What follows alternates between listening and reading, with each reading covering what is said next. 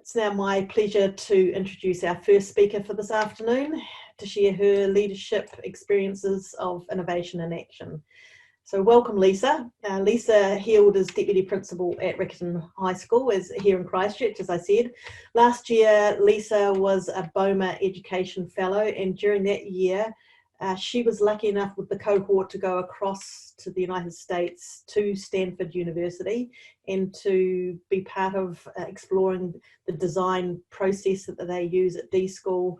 And she used that approach back in her school to design MAD, a student-led approach project that uses social media to provide a learning platform and to promote, inform and celebrate the events at Riccarton High School in the community and beyond. So Lisa, welcome to Leaders Connect, and I'm going to hand over to you to share your words of your story and words of wisdom.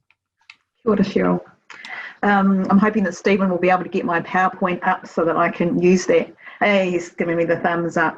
So kia ora koutou, ko kapiti te motu whakaruru, ko otake te awa whakaora, ko kapiti o, no kapiti o ko Lisa tōku ingoa. So I just want to say haere mai and thank you so much for being here, colleagues, because you know it has been a big tough term for us, and you guys are really committed to your students, your ākonga, to be with us here today. And Louise, I'm sorry you didn't get to finish your story because I was just getting into it.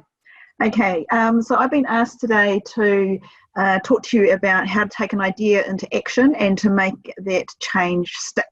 And I was just going to say, if there's one thing that you can take away today from what I'm saying, and that is, as a leader, open the door. So as a leader, so that's the next slide, Steve. As a leader, our job is to enable others, and our job is to create environments so that people can be innovative. So open that door. Now, the first thing you have to think about when you are creating an innovation is you have to start with finding the need. So the first thing we did was sort out what the problem was in our school. The need was that we weren't communicating with our school community often enough, fast enough, or using the range of platforms that were available to us. It's the next slide. I can't control the slides because my computer doesn't want to do that. So we designed it into a design question. So the design question is, how might we so that? And that helps to really define it down. And how might we communicate to our school community using a range of media platforms and their technologies so that the community is informed about and can participate in the life of the school. Now, of course, the curly one that brought in was opening the door to social media. And that was tricky because we were living in a time where social media is not acceptable. So next slide, Steve. So I went out and I learned a little bit more about it, and it says, I read about this, I found this book about social media, and it changed my mind in terms of, wow, if you actually give students the tools, they can do some incredible things for their community using social media. But of course, in our school and in the schools around it, social media was being blocked or banned or confiscated. So the first thing you have to do is think to yourself, as a leader, as an educator, what is your role? And are you the innovative person, which is what's in the middle of this slide, or are you someone who likes to control the learning, which is what you can see on the outside? So you really have to know yourself first and know which direction you're going and where's your compass, and follow where your strengths are. And so with a leader though, a leader can't lead without a team. And I'm just going to show you the characters of our story next, who helped create this innovation. I cannot say it was me, it was us. And this is the characters who worked with me. So Patty is a media and drama teacher and has amazing ideas and is very good at implementing them. Karen is the principal's secretary or PA, and she was responsible for communications, but working part-time with a heavy workload, she just couldn't do that. And so it was her role that we were really looking at. Dave is our IT guy. If you're going to do anything with IT, you have got to have the IT person on board. And of course, the others are students. And students were absolutely pivotal in this, in terms of driving it forward, being part of the design process. That had to come from the students. And why did it have to come from them? because it's their school, it's their technology, and it's their future. So it made sense that they were right in the middle of this the whole way through. So what was the innovation that these amazing characters created? And it is MAD. So MAD is the Media and Advertising Division. And they started off as being called the Communication Team and quickly changed their name to MAD because that was sexier for them. It's a student-led class. As you can see from the photograph, there's no teacher involved in that. It's actually a bigger photograph, you can't see it all. Student-led. They are an elective. We found a space in the curriculum and put them as an elective. It's actually year 12s, but you can be year 11 or year 13 in that class. They produce pretty much all the media for our school. The purpose is to inform, promote and celebrate our high school, and they do it for Instagram, Facebook, Snapchat, our school screens, billboards, website, you name it, these guys do it. And so that's the incredibleness that we created, and because of them, social media has now been picked up by other staff right through the different learning areas as a learning tool. And we also, they're in their third year now, and so, they're in their third year, and next term we open up a year 10 elective called Mini-MAD. So we're starting to develop and train up those next ones coming through. So how do we create this amazing team? Well, if you look at the D-School terminology, the first thing I talked about was knowing who you are as a leader, as a person, and what's important to you. And D-School would call that notice things about yourself. Then identify that real need, which was our way we were communicating with our community wasn't good enough, and a design question around that. Then I got inspired. So I read 3 different books, and that inspired me to ideate and come up with some interesting ideas.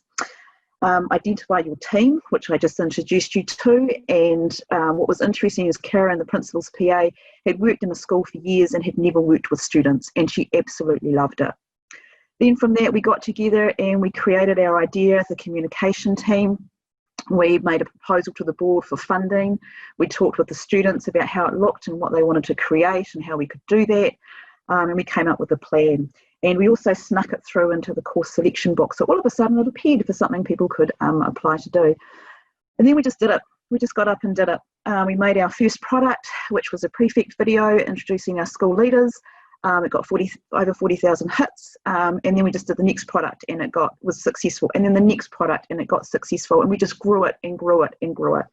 They evaluate everything they do. We evaluate the process continually, and the students do it. That photo you saw earlier, that was the students evaluating, and we just guide them as the teachers. And then we just do more of it. Just get out there and do more of it. Just do a little bit at a time and get out there and do it. So that would be my advice there.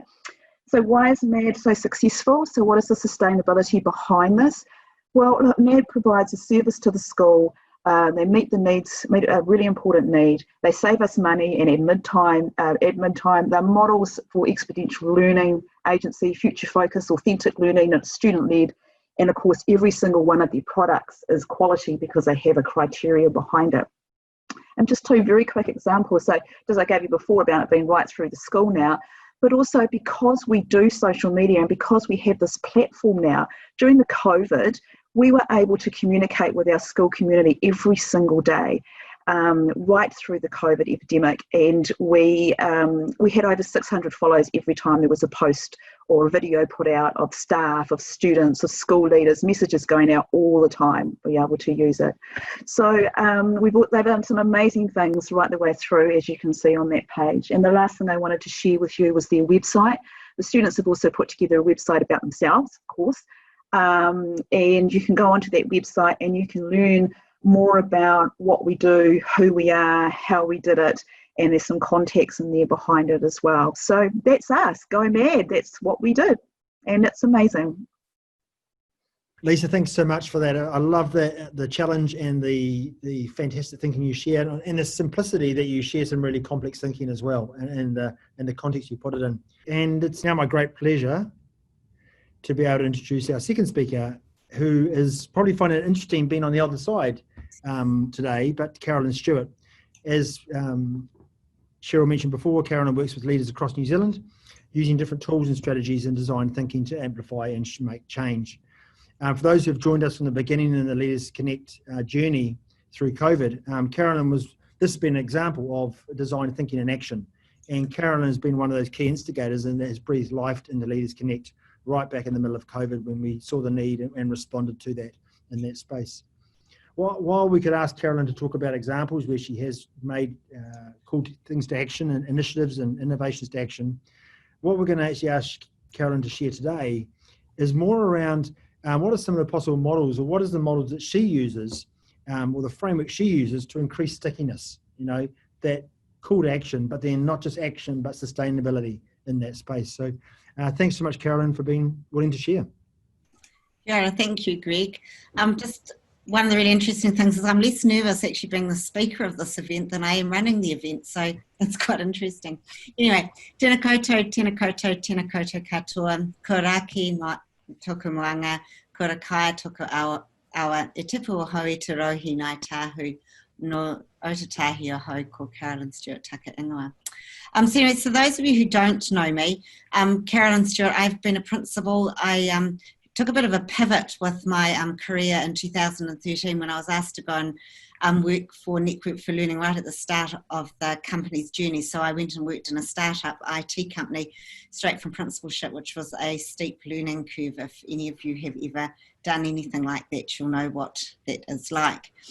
But anyway, but prior to that, I'd been principal of 2 schools in New Zealand, a primary school down here in Canterbury, which is where I am this afternoon, and Tawa Intermediate in Wellington. And just while I say that, before I get onto my bit, I just want to give a big shout out to Paul Donnelly from Rangiora High School, who has given me his office this afternoon, and he's hiding away in the boardroom. So thank you, Paul. I know you're on this call, so that's just awesome. So as I talk and work with leaders across New Zealand, there's a general consensus that we're not as good at implementing great ideas as we are as coming up with them. So to successfully take a great idea to full implementation, I believe you actually need an overarching map or a framework. So we've just heard how Lisa used Stanford's design framework for the work she did with her students, and many of you will be familiar with models such as these. But the problem that I set out to solve was that most school leaders don't actually have the time to figure out how to apply these broad conceptual models to their everyday practice. And unfortunately, not everyone is able to go to Stanford like Lisa did, but actually if you get the chance, jump at it. I was lucky enough to train and use design thinking in my role at Network for Learning. And when I first came across design thinking, my first thought was, man, I bet this would be really, really good for education.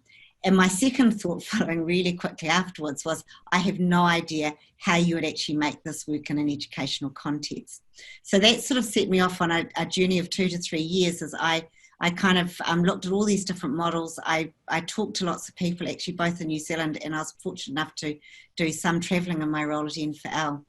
And so what that has resulted in is that I've come up with sort of melded together several different approaches to design thinking, which includes Stanford and another approach from, there's another organisation called Strategizer, to come up with this framework as a kind of roadmap for change using co-design. And the thing is with this, so it's not a recipe or a paint by numbers approach. Leaders actually use this framework to figure out where to go next on their change journey. And there'll actually be a link in the email following this connect to a recent blog post of mine, which was called Waypoints for Change, in which you'll find the framework if you want to go back and have a look at it. The other very cool thing about using design thinking methodology for change is that it maps onto some of our more common frameworks for change, such as the spiral of inquiry.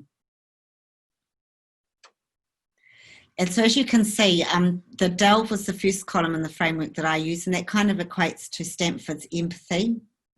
And that maps onto the scanning and the focusing within the spiral of inquiry. Then you've got the design, which is where you do your brainstorming and your prototyping. And then you've got your deploy, which is where you actually start to deploy your prototypes and to actually learn from them. And then the taking action is actually about retaining and carrying the momentum forward. So this means that schools don't actually have to learn yet another approach, but they can simply add to the tools and strategies from design thinking to amplify the impact of their existing change model. One of the things that I find schools regularly struggle with, and I did too when I was a principal, was how to hear all of the voices from your community, how to listen to those very dominant voices without inadvertently agreeing to something you don't believe in. And so an example of that was when I was at Tara Intermediate, we wanted to review the way that we reported to parents, but I didn't dare go out to the parent community and ask them what they wanted, because I knew that I had a group of parents who would have said to me, we want an A to B grade, or we actually want to know what position in class our child is. And I knew professionally that I would never actually be able to deliver that to them. But now with the tools and strategies from design thinking, I actually know how to do that, and to hear all of the voices, but actually not to get yourself sort of backed into a corner that you're not sure of how to come out of. Design thinking also allows you to take massive amounts of information and turn them into useful insights. And design thinking has tools and strategies to help with all of this. I also know that when I was principal, we used to do some, I think they're relatively good workshops with both staff and parents and other things like that. And what it would result in was these enormous charts of all of these amazing ideas. And my DPs would bring them into my office and say to me, well, what do you want me to do? What do you want us to do with this? And I used to say to them, look, just put them on the coffee table. And they'd put these big A2 sheets on the coffee table. And I'd sit at my desk and I'd look at them and go, I know there's gold in there, but I'm just unsure of how to get the gold out. And so a lot of the tools and strategies that I've learned through design thinking actually enables you to surface that gold and make it really useful for you. But whether you're interested in exploring what a design thinking approach might offer you or not, what I'd like to share with you is what I believe are the 6 most important waypoints for change. The first point is to be very, very clear about the challenge you're trying to solve. So before you embark on your journey of change, know for certain what you're doing, why you're doing it, and or what the problem is that you're actually trying to solve. Remember, Lisa's project started with her design question, and design questions usually start with a how might or a what might, and they always have a so that. What is it? What is the reason that we're doing this? What is the purpose? The second waypoint is to put people at the centre of the process.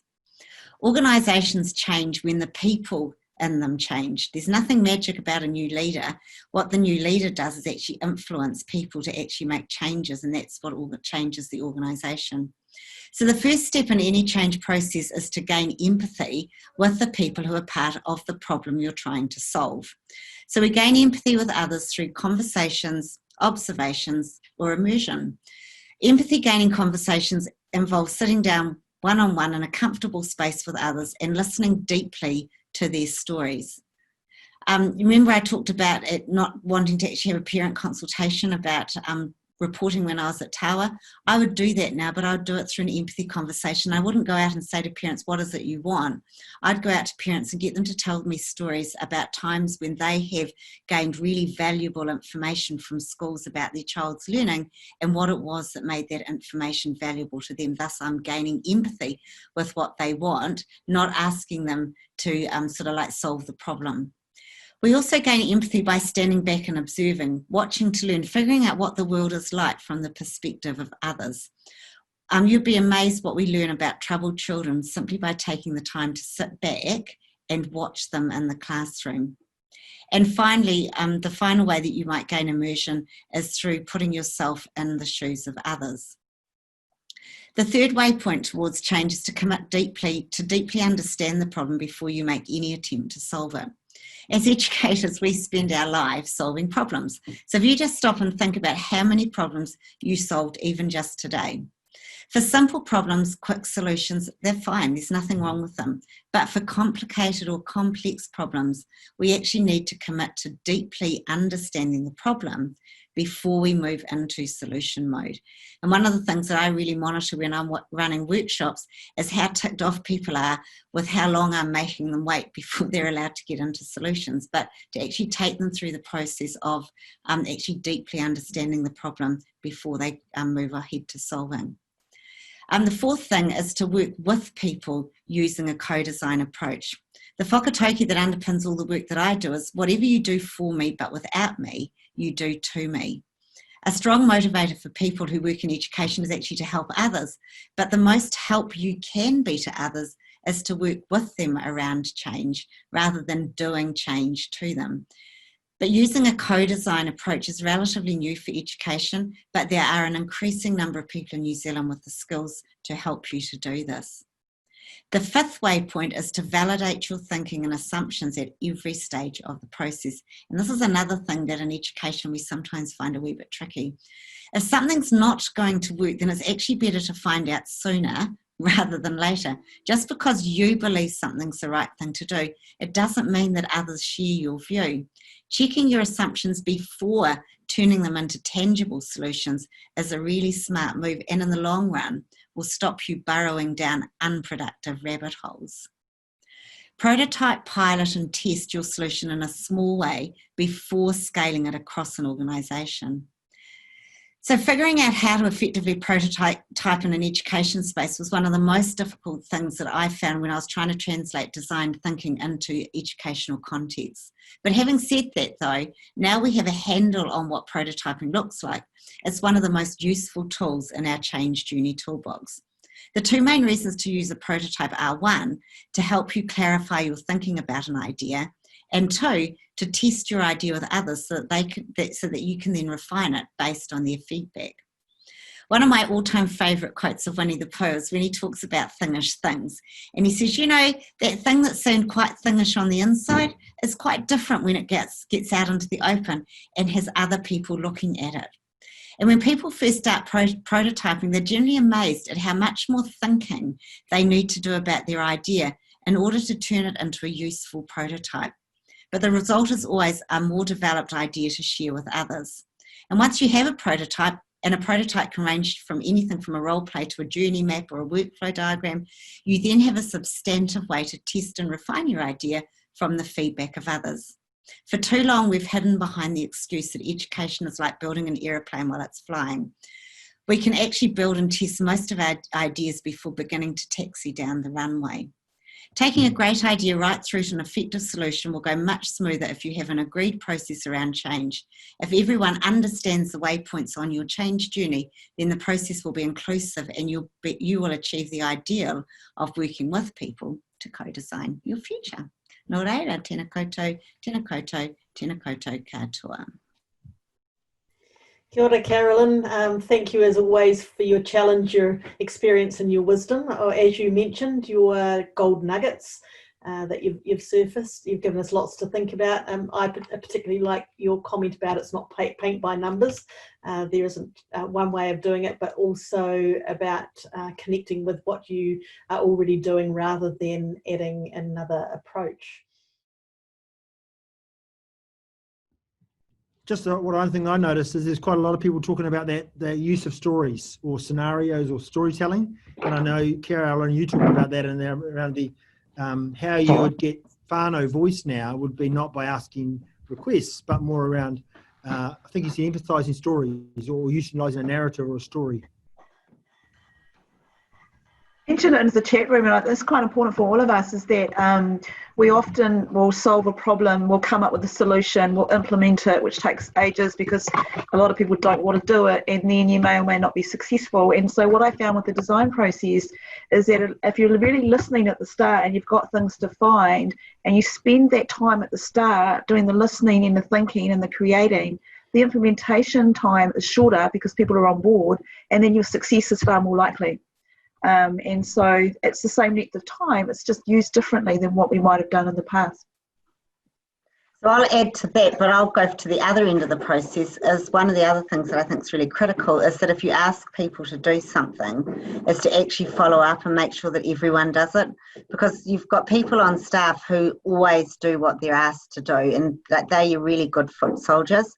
And in fact, in lots of ways, you owe it to them and to honour them to actually make sure that everyone actually does as everyone's committed to, not just those that get on with it. So, yeah. And if you do that, your mana as a leader hugely increases because the good people actually know that you are going to follow through on what it is that you've asked or what everyone's agreed to do. So, yeah. Awesome. Thanks to you both. Any last words that either of you would like to share as we pull this to the end? Lisa or Karen, either of you? Just do it. You know, don't try and research for ages or do things for a long time. Just, you know, do that process and then just get on with it and see what happens. Just trust. Got it. Yeah, and I think that if you actually can have some sort of map or process that is commonly known across your organisation, it stops change having to be channeled or funneled through one person all the time. Like everyone can actually own the journey and be part of it. Awesome. Hey, thanks so much, Carolyn and Lisa, for your wisdom, your gold nuggets, and your practical suggestions this afternoon. It's been fantastic. Can I ask you all to join us and give them homai te paki on their thanking them for their engagement this afternoon. Thanks so much to you both for the effort you put in.